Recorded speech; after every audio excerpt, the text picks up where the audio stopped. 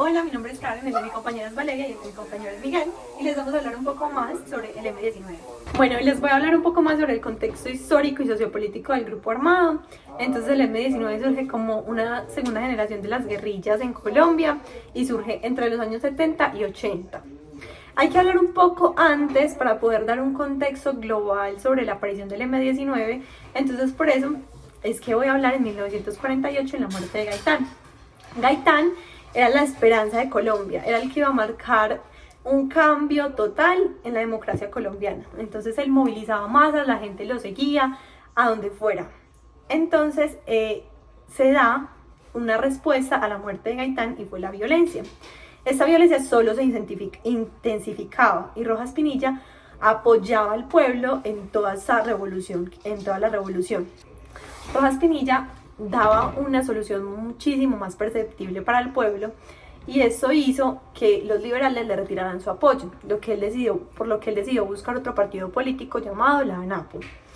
Entonces los liberales y los conservadores, en aras de mantener el poder y gobernar por siempre, deciden unirse y aquí es donde se crea el Frente Nacional. Bueno, allí es cuando en 1970, el 19 de abril, surge un hito histórico que marca al país y es las elecciones presidenciales que gana Rojas Pinilla, pero son arrebatadas por fraude y son entregadas a Misael Pastrana, que era el candidato por el Frente Nacional. Por el desconocimiento de la voluntad del pueblo fue creado el movimiento 19 de abril. El movimiento 19 de abril estaba constituido por personas de grupos religiosos, de otras organizaciones guerrilleras, de agrupaciones políticas, de integrantes de la ANAPO y de estudiantes universitarios y profesores. Su fin era defender la democracia y por eso su mayor referente era Simón Bolívar y su símbolo era la espada robada del Museo Quinta de Bolívar. El M-19 era un grupo que operaba mayormente en Bogotá, pero en realidad su constitución se da en Caquetá. Les voy a hablar un poco sobre los alcances del movimiento armado a la negociación. Este fue un partido totalmente diferente a los tradicionales y se desarrolló en la República en 1974 como una campaña publicitaria de limpieza en los periódicos nacionales, encabezada por varios colombianos. En 1973 se da su primera conferencia y pasa de llamarse Movimiento Comunero a llamarse Movimiento 19 de Abril. Esa fue una propuesta que dio Álvaro Fayad, que se hacía llamar alias del Turco, y fue el cofundador y máximo comandante de ese movimiento. Les voy a hablar un poco sobre dos hitos muy importantes de la historia, y el primero fue en 1974, donde un comando entra al Museo Quinta de Bolívar y se roba la espada de Simón Bolívar. Este hecho se convirtió en la primera acción del M-19 y la operación fue liderada por Álvaro Fayad, que fue el máximo comandante, como les acabé de explicar. En 1985 se da la toma del Palacio de Justicia luego de los ataques a los integrantes del M-19. Durante la toma del Palacio de Justicia se dan muchísimos crímenes de lesa humanidad, lo que hizo que la presidencia estuviera en debilidad frente a los militares. Entonces se da el agotamiento de la vía armada como un medio para llegar a la paz. Voy a hablar sobre los acuerdos y negociaciones del M-19. Durante el gobierno de Belisario en 1983 se crea la Comisión de Paz con el M-19. Se trataba de darle amnistía a los presos guerrilleros. Los militares no estaban de acuerdo, pero sin embargo el gobierno siguió. En 1984 se crea un acuerdo que se llama cese al fuego. En este se trataba sobre dejar las armas y llegar a un acuerdo con ellos para terminar esta guerra que estaba entre el gobierno y los guerrilleros y otros grupos armados que hacían parte. Se incumple por parte del mismo porque los militares atacan un campo del M-19, entonces... Bueno, recapitulando lo que les había explicado a mis compañeros, el 6 de noviembre de 1985, el M-19 toma el Palacio de Justicia de Bogotá y se retoma la violencia contra el M-19. Entonces en este ataque resultan muchísimas muertes y se dan muchísimas violaciones contra la vida de las personas y se dan delitos de lesa humanidad. Bueno, en 1986 el M-19, pues debilitado por las muertes de algunos líderes, se une con otras guerrillas y secuestran a Álvaro Gómez para presionar al gobierno para llegar a un acuerdo de paz. Las negociaciones de paz comenzaron en 1988, lideradas por Álvaro Leyna. En enero de 1989 se firmó la declaración conjunta que llevó al cese de fuego del M-19. El 9 de marzo de 1990 ya se está pactado el acuerdo y se entregan las armas y... Como dijeron mis compañeros, el 9 de marzo de 1990 se firma el acuerdo final en donde se da la ley 77 de 1989, que esta ley otorgó indulto a los insurgentes y a aquellos involucrados en delitos políticos. Además, se dio el compromiso a la Asamblea Nacional Constituyente, el cual tuvo 19 puestos del M19 en dicha asamblea. Bueno, la pregunta para Karen es, ¿qué rol jugó el Frente Nacional en la radicalización de los movimientos políticos como el M19?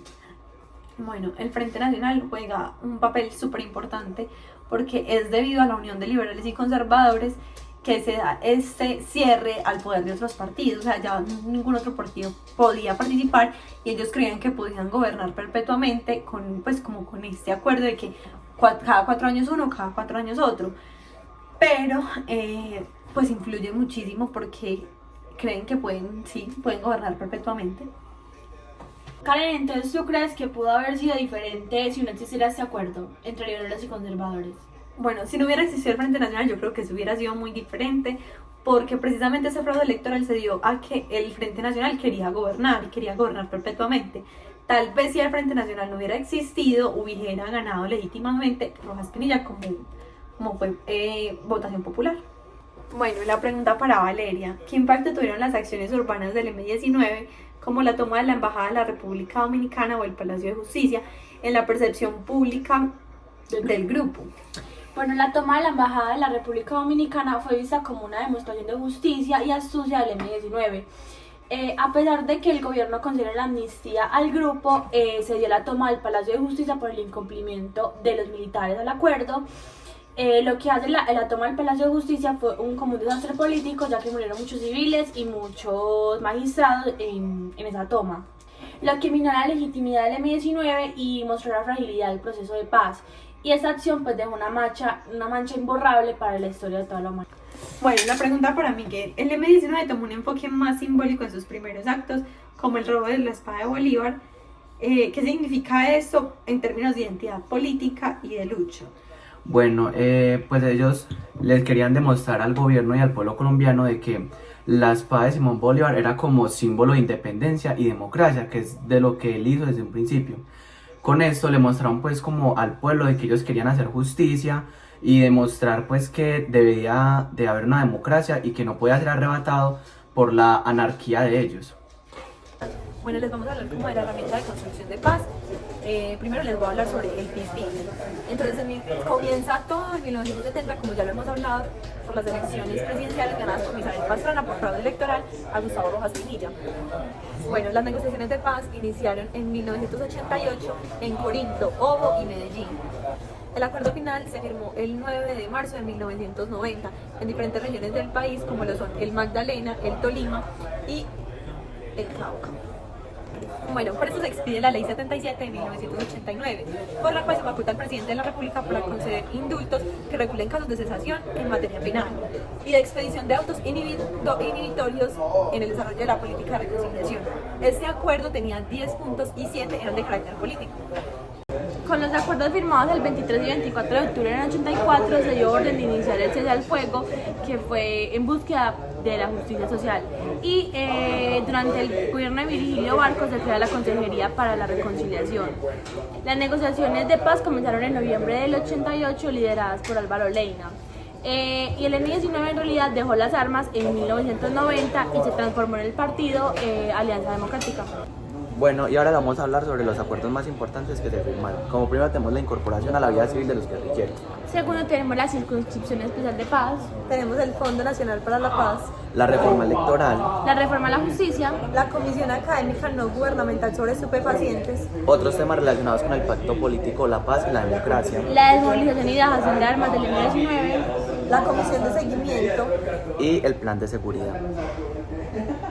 Como ya sabemos, Petro consiguió pues como un triunfo en la segunda vuelta que fue histórico, ya que tuvo más de 8 millones de votos y se configuró por primera vez una alternativa del gobierno nacional de las vertientes de izquierda. Es decir, siempre habíamos tenido pues como gobiernos de derecha y Petro, o sea, fue como un cambio, y de centro, y Petro fue un cambio para todo el país.